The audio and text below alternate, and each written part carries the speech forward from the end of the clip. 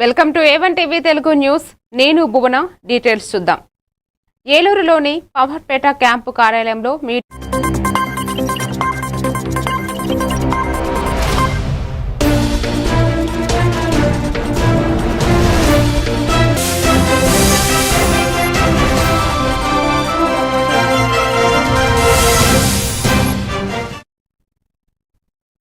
Welcome to A1 TV Telugu news. నేను భువన. Details చూద్దాం. ఏలూరులోని Powerpet camp కార్యాలయంలో మీడియాతో మాట్లాడారు ఎమ్మెల్యే బడేటి చంటి. అనకాపల్లి జిల్లా చందనాడ పంచాయతీ పరిధిలో ఏర్పాటు అవుతున్న మిత్తల్ స్టీల్ ప్లాంట్ ద్వారా ప్రత్యక్షంగా పరోక్షంగా 1,00,000 మందికి ఉద్యోగ అవకాశాలు లభిస్తాయని తెలిపారు.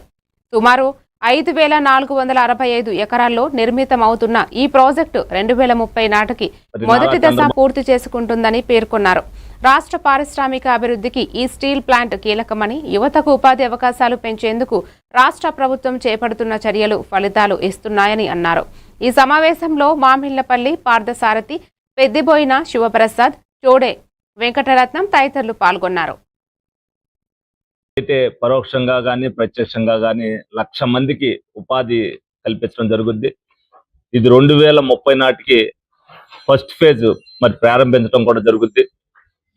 రమారమి 5,465 ఎకరాల్లో మరి ది స్టీల్ ప్లాంట్ మరి కన్స్ట్రక్షన్ జరుగుతుంది.